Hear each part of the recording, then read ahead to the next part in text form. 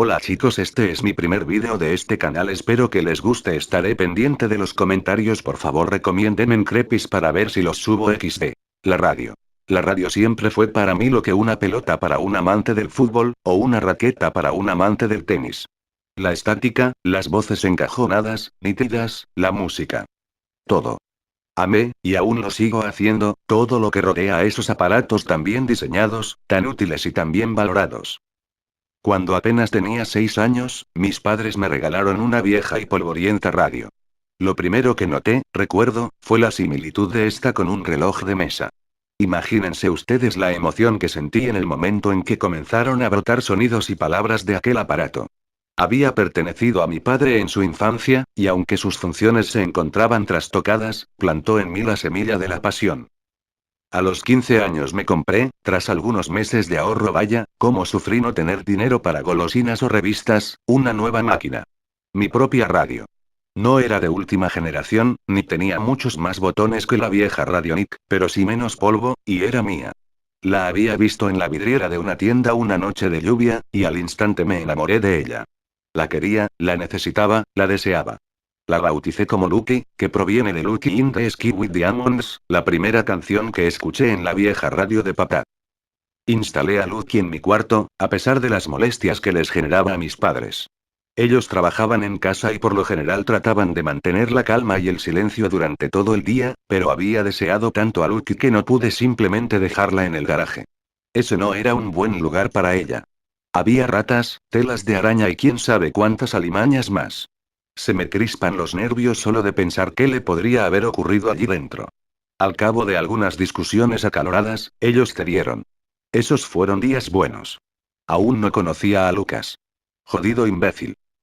Lucas Mortez era uno de mis compañeros de clase, lo que tradicionalmente se conoce como un amigo. Supongo que yo le agradaba porque tenía una de las nuevas Sega Genesis. Además, tenía los últimos y más divertidos juegos. Vamos, por lo menos así lo pintaban las propagandas, y debido al éxito en ventas que supuso, imagino que así habrá sido. Él venía a casa y pasábamos toda la tarde juntos. Él en la consola y yo en la radio. A mí no me gustaba la idea de perseguir y corretear detrás de anillos, golpear oponentes hasta que su barra de energía se reduzca a la nada misma o ganar la Copa Mundial en la máxima dificultad.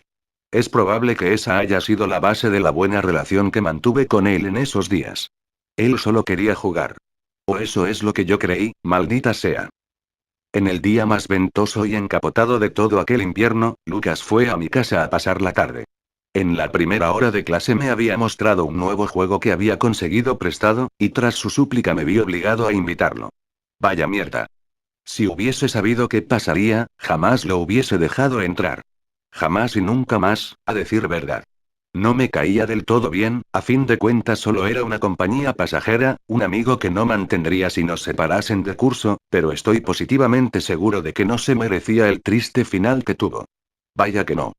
Nadie se lo merece, ni siquiera el más inmundo y desalmado.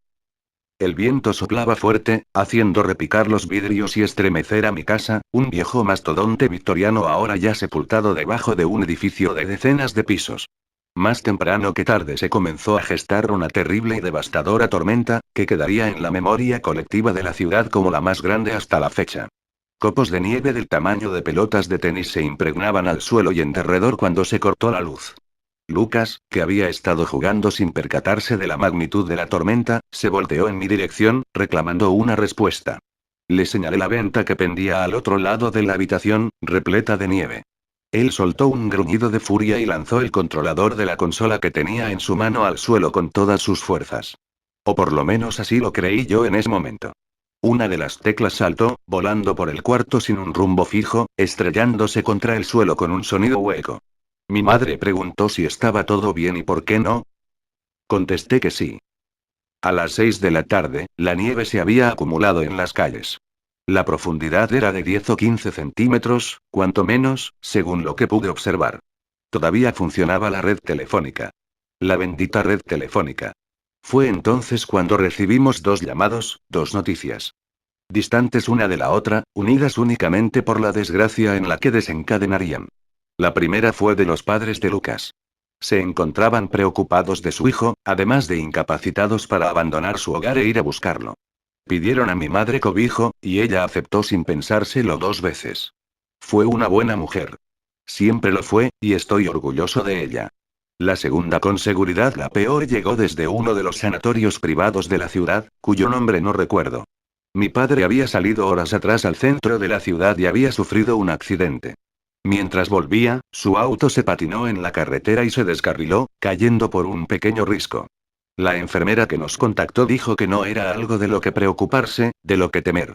Él se encontraba estable, aunque debió permanecer algunos días en el hospital, reposando. Un frío helado recorrió mi cuerpo. Temblé.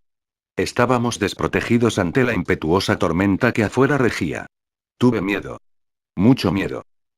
Cuando oscureció recordé que mi radio también funcionaba con pilas. Bingo. Grité, levantándome de mi cama, dirigiéndome al aparato. Lo revisé ante la mirada atónita de mi compañero. Tal vez si hubiese prestado atención a su comportamiento hubiese descubierto su latente miedo. Encontré la ranura de las pilas vacía. Pensé en el televisor y en su control remoto. Bajé al living dando trompicones irregulares, tropezando con muebles, revistas e incluso pilas de ropa sucia en el camino. Volví, victorioso y con 4 pilas en mano, de la misma piedra. Lucas aún me miraba anonadado. Él no entendió lo que sucedía hasta que introduje las pilas en la ranura. Pronunció unas palabras amorfas, carentes de sentido y significando. Por ese entonces lo entendí como un gesto de asombro, como un wow. Encendí el aparato con un golpe errático y un manto de estática cubrió la habitación. El sonido me tranquilizó. En Lucas provocó una reacción mucho más extraña, nerviosa. Empezó a gemir y a mover los brazos en todas direcciones. El sudor le empapó el rostro en un abrir y cerrar de ojos. Pedía que por favor parase ese ruido infernal, esas voces. Me quedé perplejo. No entendía a qué se refería, ni por qué lo decía. ¿Era acaso un juego? La idea de que alguien le temiese a la estática se me antojó imposible. Delirante, a decir verdad. Fue una escena fascinante. Ver enloquecer a una persona lo fue. Vi cómo sus ojos se contraían y se agrandaban en largos espasmos. Cómo el sudor le recorría la frente, apelmazando pequeños mechones de cabello a su paso. Podía sentir su respiración, irregular y forzada, como también percibí su dificultad para hablar. De un momento a otro, Lucas se levantó dando tumbos. Se tomó la cabeza con sus manos y profirió un grito desgarrador. Sentí pasos en la escalera, acercándose. Mi madre, pensé. Me volteé hacia la radio para apagarla, pero una mano emergió detrás de mí y se me adelantó. Giré en redondo, sorprendido, y vi cómo Lucas la tomaba y la arrojaba por la ventana para hacerla callar. Elevé una maldición, aunque fue un esfuerzo inútil. El estruendo que produjo el impacto del aparato con el suelo acartonado me dejó sin aliento, devastado. Un nudo se formó en mi estómago. Dejé escapar algunas lágrimas, que pronto se transformaron en largos raudales. Caí de rodillas a los brazos de mi madre, que entraba por la puerta. Lo último que vi fue la luz intermitente de una linterna reflejada en el techo. Me desperté en la habitación de mis padres en algún momento de la madrugada. Me ardía la cabeza como 1000 demonios. No recordaba qué había pasado. En la oscuridad escuché una voz, lejana y metálica. Recordé el triste episodio que había tenido lugar horas atrás, y al calor de una lágrima que recorría mis mejillas encendidas se me antojó antiquísimo. Me senté. Volví a notar la voz, punzante. Venía de algún rincón de la casa. Traté de concentrarme y entender sus palabras, mas no pude. En cambio me levanté y traté de seguirla. Bajé por las escaleras, apretando algunos interruptores de luz por simple costumbre. En el primer piso caminé por el salón principal, el living y la cocina antes de llegar a la puerta del sótano. Ahí, la voz era más intensa. Parecía provenir u originarse allí dentro. Tomé fuerzas y giré el gélido pomo, adentrándome en la habitación que descansaba detrás de él. Mientras bajaba las escaleras noté que una enfermiza luz roja iluminaba el sitio. Di un respingo, asustado, y estuve a punto de caerme, pero una extraña fuerza invisible lo impidió. Tras un instante descendí en el sótano. Anduve entre viejos estropajos y algunas cajas mohosas antes de encontrar la vieja radio de mi padre. Envuelta en un halo de brillante luz roja, emitía un murmullo inaudible. En un principio creí que se trataba de alguna lengua muerta, pero cuando me acerqué y lo entendí. Solo repetía una palabra, y era mátalo. Incrédulo, me seguía arrimando. Cuando estuve a menos de 1 metro, el resplandor se volvió más intenso y la voz más audible. Ahora, su mensaje era más potente. Mátalo, él destruyó a Lucky. Mátalo. Mátalo, mátalo, mátalo, mátalo, mátalo. Percibí un leve temblor en el suelo. Al mismo tiempo, un olor mefítico pareció emerger de las paredes, de en derredor. En ese momento perdí el control sobre mí mismo. No recuerdo con detalle qué pasó. Algo, no sé qué, pero algo me poseyó. Subí las escaleras con una rapidez anómala, impropia de mi cuerpo. Cerré la puerta detrás de mí y me dirigí al garaje. De allí saqué una afilada y bien ponderada tijera para podar el césped, que pendía decorosamente de una de las paredes laterales de la habitación. Le quité su ostentoso seguro de plástico y caminé, desencajado, hasta mi cuarto. A cada paso que daba sentía cómo se ensanchaba en mi rostro una sonrisa socarrona. La voz de la vieja radio le daba ritmo a mis movimientos. Abrí la puerta de mi habitación de un golpe, seco y tortuoso. Vi cómo Lucas se despertaba de un salto y me miraba. Vi cómo suplicaba por su vida, cómo lloraba, cómo sangraba. Recordar esto me entristece, genera en mí un fluctuante sentimiento de remordimiento. No fui más que un espectador, una desdichada marioneta, envuelto en ello por azares y designios de un destino desprolijo. Nunca quise que algo así sucediese.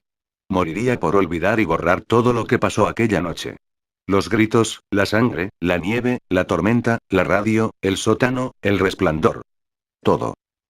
Los días posteriores al accidente los olvidé casi por completo.